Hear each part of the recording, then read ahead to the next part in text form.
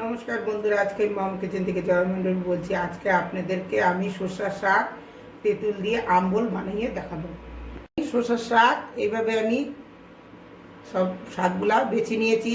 এখানে লঙ্কা, আদা, অল্প একটু জিরা বেটে নিয়েছি। এখানে তেঁতুল ভিজিয়ে রেখে দিয়েছি। এখানে হলুদ আর লবণ আর এটা সর্ষার তেল দিয়ে বানাবো। হয়ে গেছে, কড়াইতে এখন সর্ষার তেল দিয়ে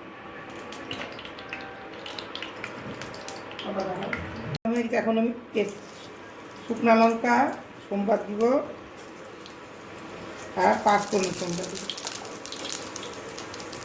এখন এই সোমবারের মধ্যে এই মশলাগুলো সব দিয়ে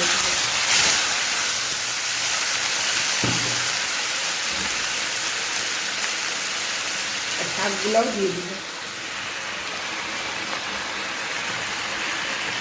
একটু লবণ দিব, অল্প একটু শাকের মধ্যে অল্প একটু হলুদ দিব।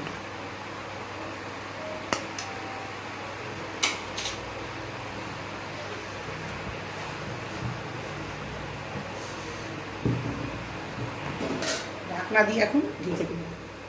তেঁতুলটা আমি জলের মধ্যে ভিজিয়ে রেখে দিয়েছিলাম। এখন তেঁতুলটাকে আমি একটু চ্যাটকা করে নেব, তেঁতুলের কাঠ বার করার জন্য। ঢাকনাটা উঠাই দেব।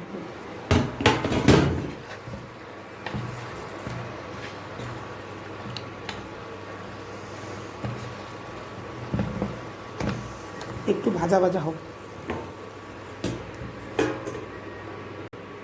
এখন আমি ঢাকনাটা উঠাই দেখব।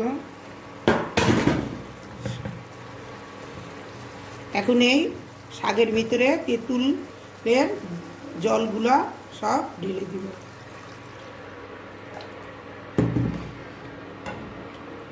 আর অল্প একটু লবণ দিব। এখন ভালো করে এটা ফুটবে।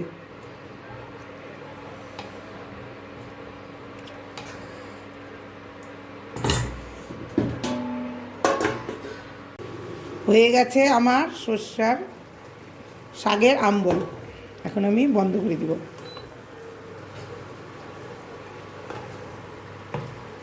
আমার ভিডিওটা পছন্দ হলে লাইক, শেয়ার, সাবস্ক্রাইব করবেন।